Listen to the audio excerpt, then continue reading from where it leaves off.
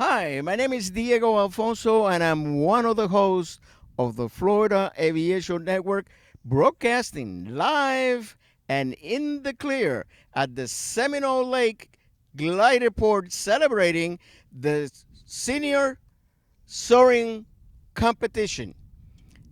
Today we have Steve Tellmann, who is a young member of the Soaring Society that is very prevalent around this place. Steve, welcome to the show. Thank you.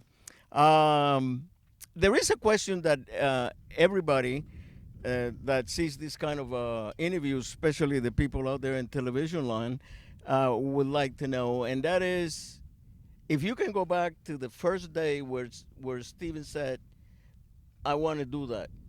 What made you do that? So my father and I were actually looking at what would be the cheapest and the easiest way for me to get into aviation. We were looking on the internet, and Tampa Bay Soaring Society came up.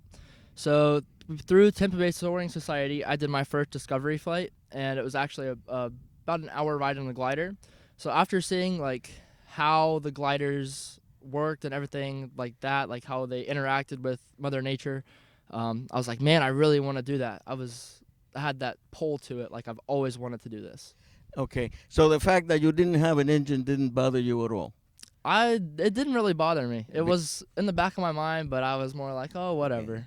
It will bother me. I'm a power person.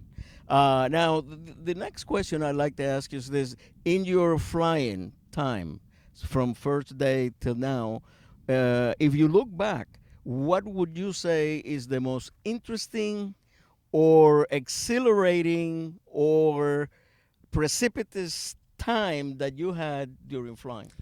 So probably my most fun gliding experience would be my first cross-country flight with my instructor, John. We actually were going out to, I believe it was here, actually. We were coming out here from Zephyr Hills, and it was a really good day. We were up about 5,000 feet, bouncing off the thermals. It was just kind of crazy once you get to that point where you don't have glide back to your destination or your departure point. It's just kind of you get a kind of a queasy feeling, like you're like, I don't know if I want to do this the first time, but you get used to it. It was just exhilarating, like, man, I can't believe I'm really doing this. Well, I'll tell you, I don't know either. But it takes all kinds, and you're proof that learning to fly at an early age, doing soaring, could be a wonderful thing to do. Now, do you have anything that you would like to say to young kids, boys or girls that have that desire to go into soaring? Do you have anything that will tell them that will allow them to move forward? Some of the key questions or the key points, not questions, but points that I would tell them would be not to let anybody hold them back, or don't be afraid to ask questions. If you're wondering something, somebody will always have an answer for you and be willing to help.